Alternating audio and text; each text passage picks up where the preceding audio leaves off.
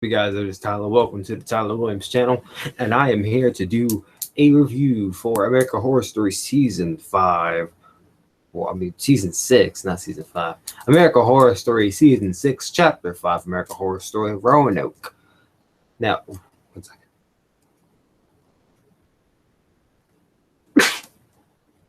Sorry about that. Now, this is a little bit late, about a day late, mind you. I had a midterm final yesterday, and I decided, okay, I'd rather study than watch American Horror Story, not study and possibly fail my test. Pretty confident that I passed my midterm exam, but hey, no one knows we get the results back. But needless to say, I am pretty confident in my work, so that's the plus. So with that being said, I did have to skip American Horror Story last night, but I made up for it by watching it tonight, Thursday night, of course. This is a pretty good episode. A lot of questions were answered, doors were opened, a lot were closed, or so we think they were closed. Let's get into that real quick.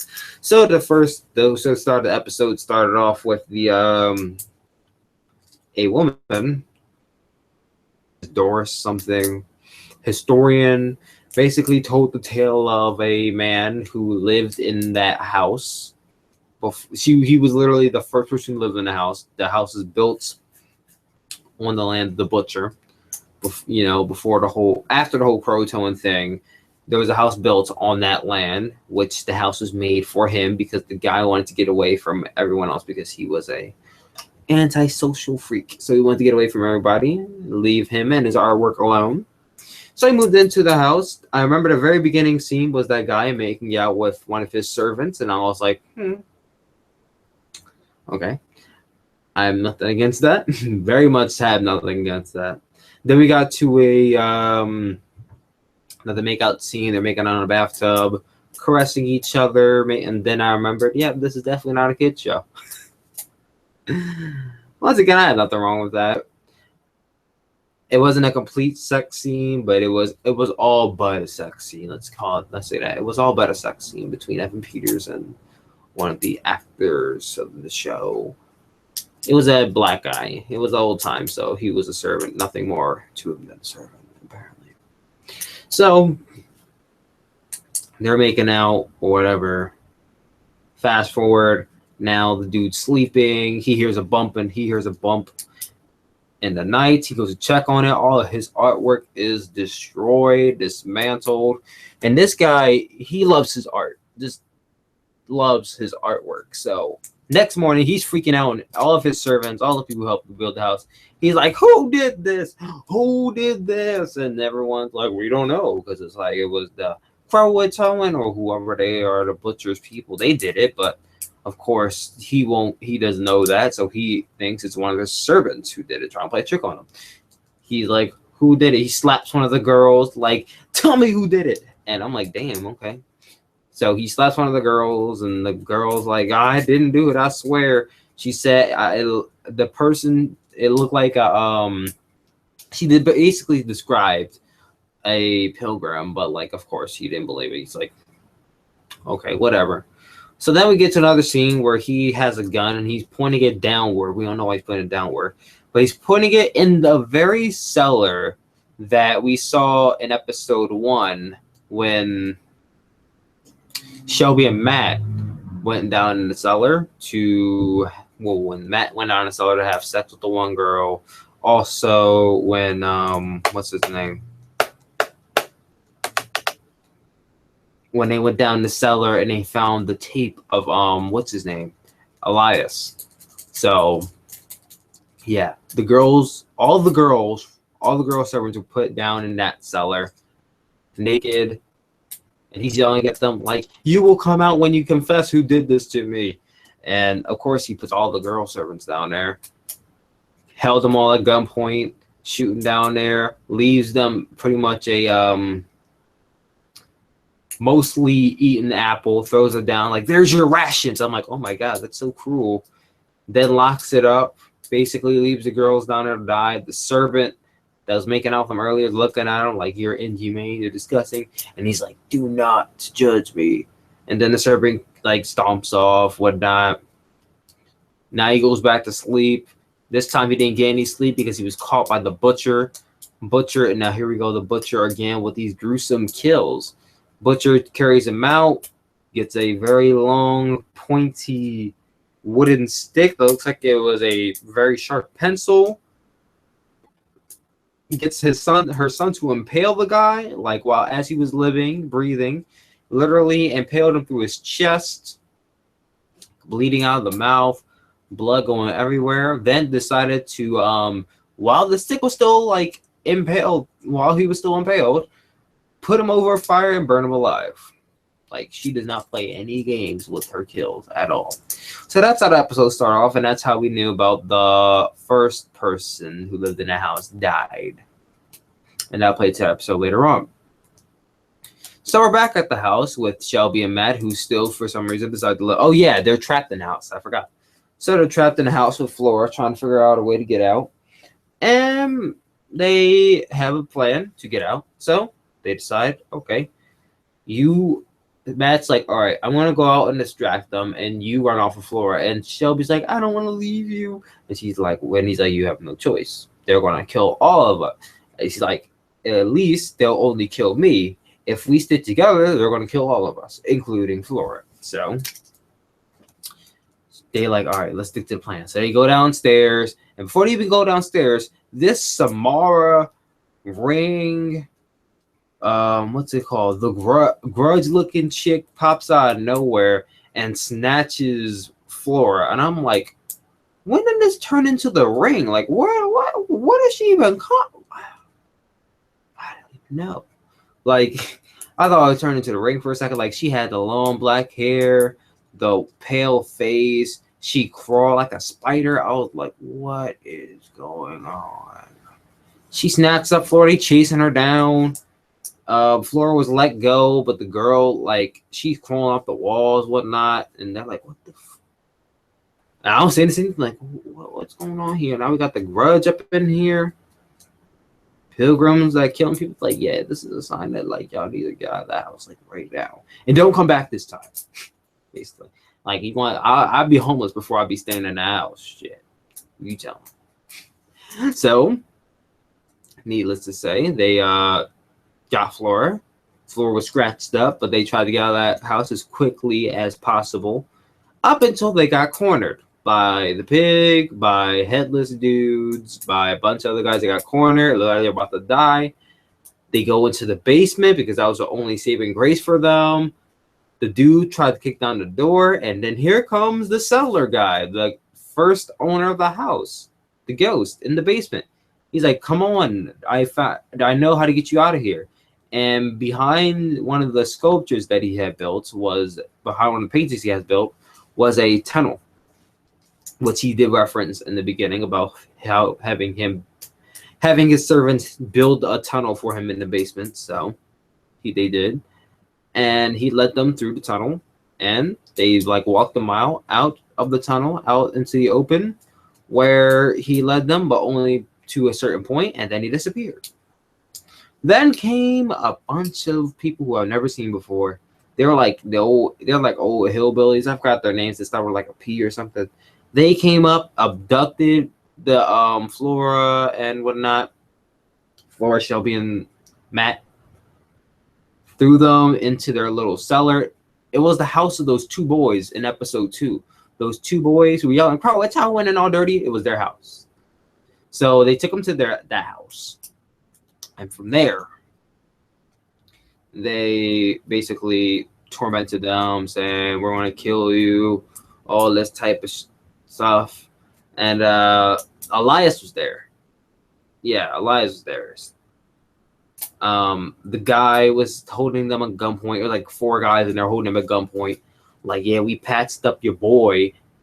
He was about to die, but we patched him up. His leg was missing. His arm was missing. He looked like he was hanging on like strings trying to live. Matt goes over to him like, Elias, you alive? And he's like, yeah, please kill me. And I'm like, oh my God. He's like, the mother, she took my leg and my arm. Please kill me. And Matt's like, well, I wish I could, but I can't. Shelby's over there crying. So is Flora. Then Mother comes out, and I was so happy to see that Mother was casted by Frances Conroy because she is one of my, I would say she's my third, I say she's my third favorite female character on the show. How I rank it? I would say Jessica Lange, then Sarah Paulson, then Frances, then Lily Rabe. That lady guy. Yeah, so I'd probably say she's like my third favorite female actress on the show. But it's kind of hard to rank them, so I wouldn't even say my third favorite. I'm just going to say she's one of my favorite female actresses on the show. So she casts his mom, and Mom comes out, and she's like, yeah, well, you know, I'm going to have to kill. She tells them their plan, which sounds like I remember it verbatim. But she's like, you're not going to tell anyone. And they're like, of course you won't. Yeah. She's like, yeah, of course you're not going to tell anyone. Because she's basically assuming, like, yeah, you're going to die. That's why you're not going to tell anybody. And the guys are like, yeah, you're not going to tell anybody.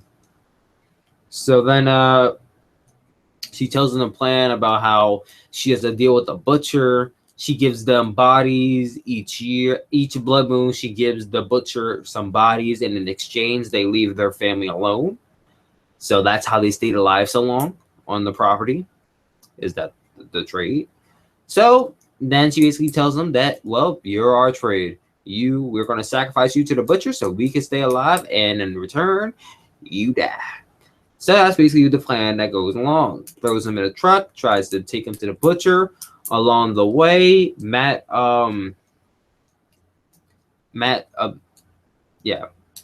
distracts one of the guys, takes the gun, shoots the driver in the head while Mom is still in the front seat, shoots the guy in the head, kicks the car. This is the dumbest part in the show.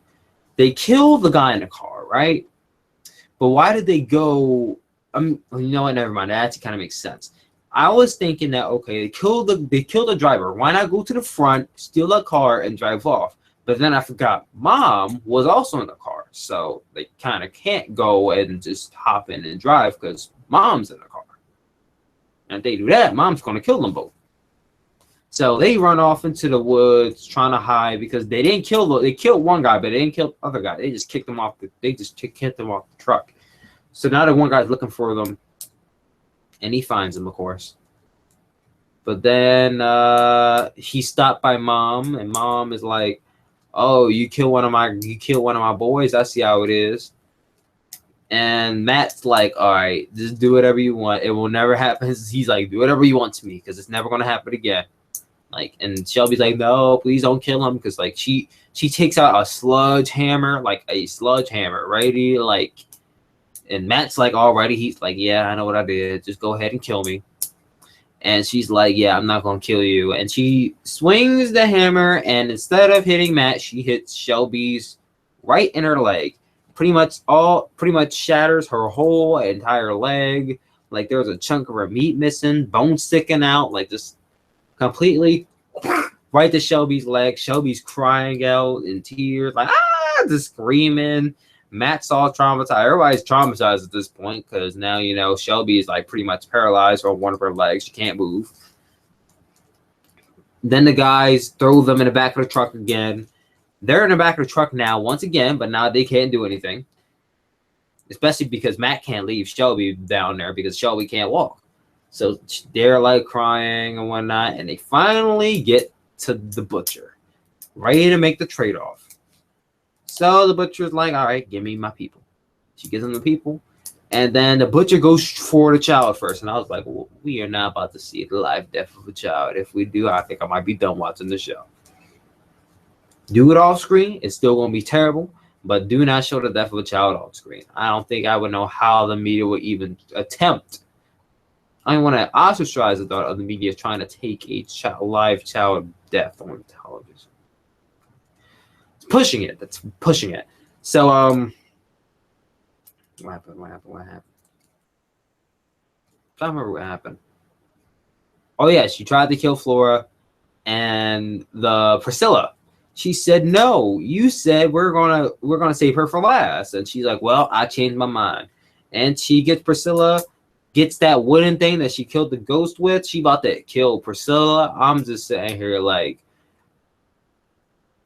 please don't tell me they about to kill the little girl. That's gonna be something if they kill that little girl. And she doesn't. She is saved by her son. Her son turns on her. Yeah, heel turn. No, baby face turn. The son says no, and then he takes that piece of wood and smacks his mom across the head, smacks her down. He's like, I am tired of shedding innocent blood for you. And then he drags his mom and himself into the fire, killing them both, even though they're both ghosts. So I don't understand how he killed both of them when actually he didn't kill them. I guess he just disarmed her.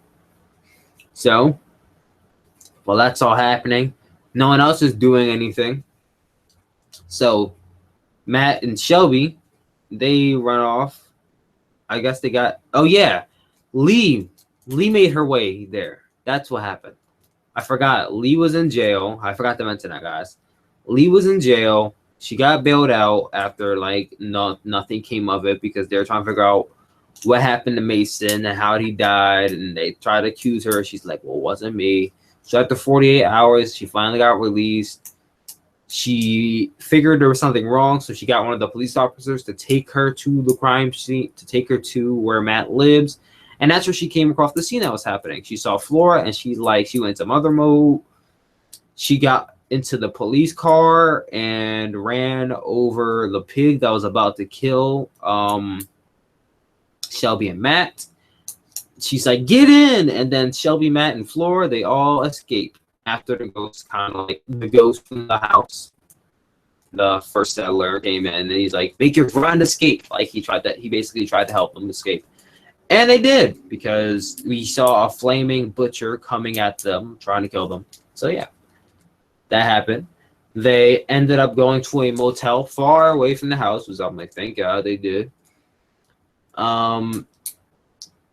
Happy ending, kind of, because we saw them like chilling, having pizza in the house or whatever. They went to sleep. Well, no.